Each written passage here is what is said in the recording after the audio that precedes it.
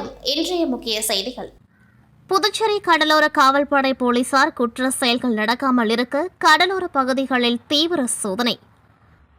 புதுச்சேரி கடலோர காவல் நிலையம் ஆரம்பிக்கப்பட்ட நாளிலிருந்து கடலுக்குள் மீறுபவர்களை கண்டறிந்து கைது செய்வது, அவர்கள் மீது நடவடிக்கை எடுப்பது போன்ற செயல்களை மட்டும் கவனித்து வந்த கடலோர காவல்படை போலீசார் தற்பொழுது முதுநிலை காவல் கண்காணிப்பாளர் கலைவாணன் IPS, கடலோர காவல்படை காவல் கண்காணிப்பாளர் நல்லாம்பாபு இவர்களின் உத்தரவின் பேரில் ஆய்வாளர் தியாகராஜன் தலைமையில் கடலோர காவல் நிலையத்திற்குட்பட்ட பகுதிகளில் தீவிர ரோந்து பணியில் ஈடுபட்டு குற்ற செயல்கள் நடைபெறாமல் தடுக்கும் விதத்திலும் மது பிரியர்களுக்கு எச்சரிக்கை விடும் விதத்திலும் தீவிர சோதனையில் இறங்கினர். இதில் கடலோர பகுதியில் மது அருந்தும் மது பிரியர்களை புகைப்படம் எடுத்து அவர்கள் மீது பொதுமக்களுக்கு பங்கம் விளைவிப்பது, அச்சுறுத்துவது போன்ற வழக்குகளும், மேலும் எந்த ஒரு உரிமையும் இல்லாமல் படகுகளை இயக்குபவர்களிடம் குற்றம் என்பது அவர்களுக்கு புரிய வைத்து மற்றும் அரசு அனுமதிக்கப்பட்ட பயணிகளுக்கு மேல் ஏற்றி செல்லும் படகு உரிமையாளர்களிடம் தவறு செய்தால் கைது செய்யப்படும் என்று எச்சரித்தும் மற்றும் பாதுகாப்பு கவசம் அணியாமல் ஆற்றுக்குள் சுற்றுலா பயணிகளை அழைத்து சென்றால் அவர்கள் மீது வழக்கு தொடரப்படும் என்றும் தீவிர விசாரணை செய்து வருகின்றனர். கடலோர காவல் நிலைய ஆய்வாளர் தியாகராஜன் குற்ற செயல்களில் இருந்து தப்பிக்க அரசாங்கத்திடம் அனுமதி கேட்கும், மேலும் பொதுமக்களுக்கு கடலோர பகுதிகளில் மது பிரியர்களால் ஏற்படும் பிரச்சனைகளுக்கும் முற்றுப்புள்ளி வைத்தார் கடலோர காவல் நிலைய ஆய்வாளர் தியாகராஜன்.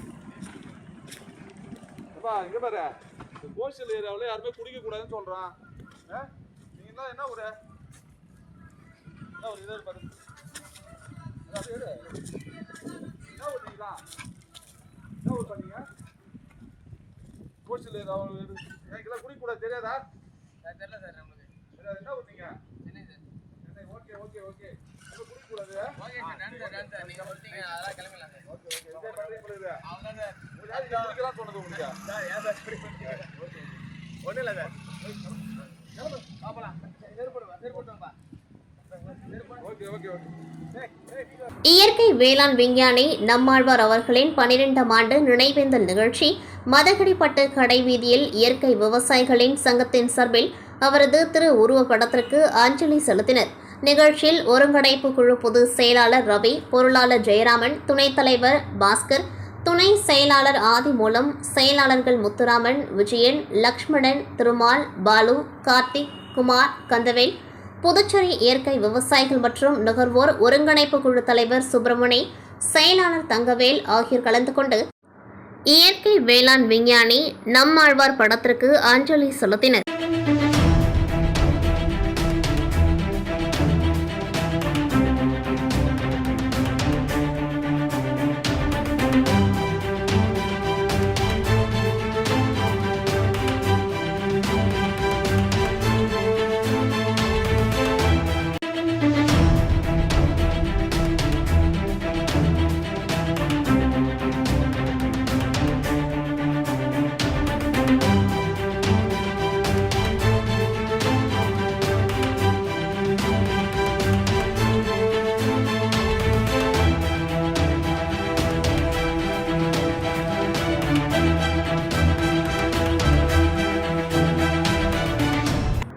புதுச்சேரி ரெட்டியார்பாளையம் பகுதியில் அமைந்துள்ளது தனியார் செடிகள் விற்பனையகம். இங்கு பலமுறை உயர் ரக செடி வகைகள் காணாமல் போவது வழக்கம். அதன்படி நேற்று முன்தினம் இரவு மீண்டும் ரூபாய் 10,000 மதிப்பிலான உயர் ரக செடி வகைகள் மற்றும் அதற்கான உரங்கள், செராமிக் ஜாடிகள் மாயமானதால் இதுகுறித்து கடையின் உரிமையாளர் அங்கு பொருத்தப்பட்டிருந்த CCTV காட்சிகளை ஆய்வு செய்துள்ளார். அப்பொழுது இருசக்கர வாகனத்தில் மாஸ்க் அணிந்தபடி 2 இளைஞர்கள் வருகின்றனர். அதில் ஒருவர் வெளியிலிருந்தபடி நோட்டமிடுகின்றார்.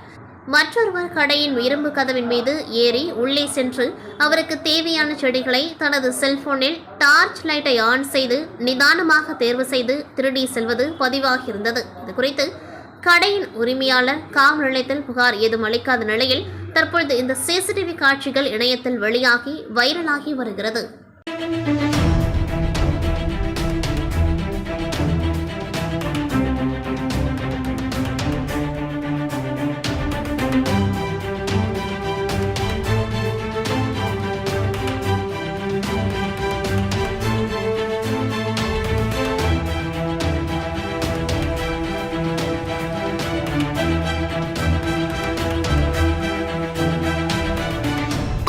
அரசு அரசு கல்வித்துறையில் கௌரவ விரிவுரையாளர்கள், கௌரவ பட்டதாரி ஆசிரியர்கள் மற்றும் பல சேவிக்காக்கள் என 292 பேர் பணிபுரிந்து வருகின்றனர்.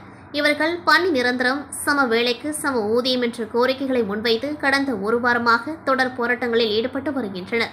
இவர்களின் கோரிக்கை அரசு இதுவரை ஏற்கவில்லை. இந்த நிலையில் செய்தியாளர்களை சந்தித்த சங்கத்து நிர்வாகிகள், புதுவை அரசில் உள்ள பல்வேறு துறைகளிலும் அரசு சார்பு நிறுவனங்களிலும் ஒப்பந்த அடிப்படையில் பணி செய்தவர்களை அரசு பணி நிரந்தரம் செய்துள்ளது. உச்சநீதிமன்றத்தில் 2006ஆம் ஆண்டு நடந்த உமாதேவி வழக்கில் சட்டத்திற்கு புறம்பாக கொள்ளைப்புறமாக பணியில் அமர்த்தப்பட்டு உள்ளவர்களை தான் பணி நிரந்தரம் செய்யக்கூடாது என கூறியுள்ளது. ஆனால் அதே நேரத்தில் அரசியலமைப்பு சட்டத்தில் கூறப்பட்டுள்ள எல்லோருக்கும் சம வாய்ப்பு, இட ஒதுக்கீடு முறையான ஆள் சேர்ப்பு விதிகள் அடிப்படையில் தேர்வு செய்யப்பட்டவர்கள் தினக்கூலியாகவோ ஒப்பந்த அடிப்படையில் தொகுப்பூதிய அடிப்படையிலோ பணிக்கமர்த்தப்பட்டு தொடர்ந்து பணி செய்திருந்தால் அவர்களை பணி நிரந்தரம் செய்வதற்கு தடை இல்லை என கூறியுள்ளது. இந்த அடிப்படையில் பணி செய்ய நிரந்தரம் வேண்டும் என அவர்கள் கேட்டுக்கொண்டார்கள். மேலும் தங்களது கோரிக்கை நிறைவேறும் வரை போராட்டம் தொடரும் என்றும், தங்களது போராட்டத்திற்கு எந்தவித அரசியல் கட்சி பின்னணி இல்லை என்றும் அவர்கள் விளக்கம் அளித்தனர். புதுச்சேரி முத்திரையர்பாளையம் பகுதியில் அமைந்துள்ள அருள்மிகு ஸ்ரீ புண்டரீகவள்ளி சமேத ஸ்ரீ கோவிந்தராஜ பெருமாள் திருக்கோவிலில் சொர்க்கவாசல் என்கிற பரமபத வாசல் திறப்பு நடைபெற்றது. கடந்த 20ஆம் தேதி பகல் 10 உற்சவம் துவங்கி நாள்தோறும் பெருமாள் சிறப்பு அலங்காரத்தில் எழுந்தருளி நேற்று நாச்சியார் திருக்கோலத்தில் பெருமாள் எழுந்தருளினார். தொடர்ந்து அலங்கரிக்கப்பட்ட கோவிந்தராஜ பெருமாள் கோவில் உட்புறப்பாடு நடைபெற்று பரமபத வாசல் வழியாக எழுந்தருளினார். அதிகாலை முதலே பக்தர்கள் வரிசையில் நின்று கோவிந்தா கோவிந்தா கோஷத்துடன் பெருமாளை வழிபட்டு சென்று வருகின்றனர்.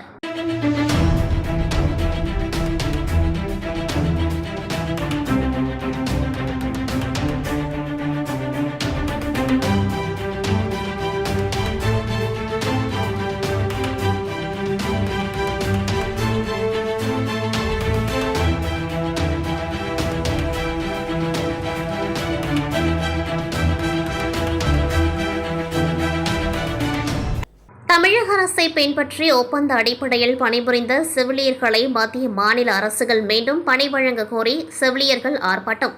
புதுச்சேரி மாநிலம் காரைக்கால் புதிய பேருந்து நிலையம் அருகில் புதுச்சேரி யூனியன் பிரதேச மாணவர்கள் கூட்டமைப்பு சார்பில் கொரோனா காலத்தில் பணிபுரிந்த செவிலியர்களை மீண்டும் பணியமர்த்த கோரியும், சுகாதாரத்துறையில் காலியாக உள்ள நிரந்தர பணியிடங்களை உடனே நிரப்பவும் 100க்கும் மேற்பட்ட செவிலியர்கள் கண்டன ஆர்ப்பாட்டத்தில் ஈடுபட்டனர். அதில் தமிழக அரசை பின்பற்றி ஒப்பந்த அடிப்படையில் கொரோனா காலத்தில் பணிபுரிந்த செவிலியர்களை மீண்டும் பணி வழங்க வலியுறுத்தி என்ஆர் காங்கிரஸ் மற்றும் பாஜக அரசை கண்டித்து கண்டன கோஷங்களை எழுப்பி ஆர்ப்பாட்டத்தில் ஈடுபட்டனர். புதுச்சேரி பெரிய காலாப்பட்டு நடுத்தெருவை சேர்ந்தவர் ராஜா. இவர் 2 தினங்களுக்கு முன்பு காலாப்பட்டு கிழக்கு கடற்கரை சாலை அருகே உள்ள தெப்பகுளத்தில் மீன் பிடிப்பதற்காக சென்றபொழுது சேற்றில் சிக்கி நீரில் மூழ்கியுள்ளார். இதனை கண்ட அருகில் இருந்தவர்கள் காலாப்பட்டு காவல்துறையினருக்கு தகவல் தெரிவித்ததை அடுத்து காவல்துறையினர் தீயணைப்புத் துறையினருக்கு தகவல் தெரிவித்ததை தொடர்ந்து தீயணைப்பு வீரர்கள் விரைந்து வந்து குளத்தில் இறங்கி கடந்த 2 நாட்களாக படகுகள் மூலம் ராஜாவின் உடலை தேடிய நிலையில் கிடைக்காததால் தீயணைப்பு வீரர்களுடன் புதுச்சேரி ஸ்கூபா பயிற்சியாளர் சிவராஜ் குழுவினர் உதவியுடன் தேடுதலில் ஈடுபட்ட பொழுது சேற்றில் புதைந்த நிலையில் ராஜாவின் உடல் கண்டெடுக்கப்பட்டது. அதனைத் தொடர்ந்து உடலை மீட்ட தீயணைப்பு துறையினர் உடலை கரைக்கு கொண்டு வந்து பிரேத பரிசோதனைக்காக அரசு மருத்துவமனைக்கு அனுப்பி வைத்தனர்.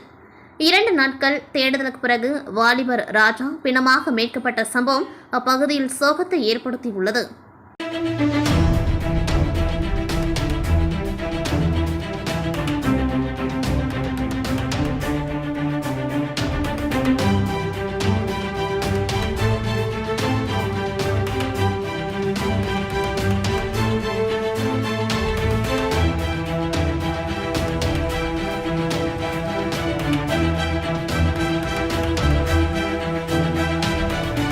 புதுச்சேரி குமரகுரு பள்ளத்தில் கட்டப்பட்டுள்ள 216 அடுக்குமாடி குடியிருப்பு அண்ணா சாலை மற்றும் வள்ளலார் சாலை சந்திப்பில் 0.457 ஹெக்டேர் பரப்பளவு கொண்டது.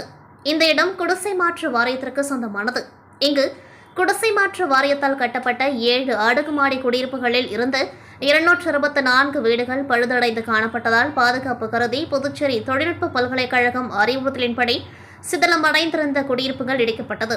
இந்த இடத்தில் வசித்தவர்களுக்கு வீட்டு வசதி வழங்குவதற்காக பொதுப்பணித்துறையின் மூலம் 216 குடியிருப்புகள் கொண்ட 2 கட்டடங்கள் 13 தளங்களாக, அதாவது தரைத்தளம் மற்றும் 12 அடுக்குமாடி தளம் கொண்டு பிரிகாஸ் கான்கிரீட் தொழில்நுட்ப முறையில் 45.66 கோடியில் ஸ்மார்ட் சிட்டி திட்டத்தின் கீழ் கட்டப்பட்டுள்ளது. இதனை இன்று குடியரசு துணைத் தலைவர் சி.பி. ராதாகிருஷ்ணன் கலந்து கொண்டு திறந்து வைத்து பொதுமக்களுக்கு வழங்கியதோடு கட்டிடங்கள் பார்வையிட்டு அங்குள்ள குடியிருப்பு வாசிகளிடம் கலந்துரையாடினர்.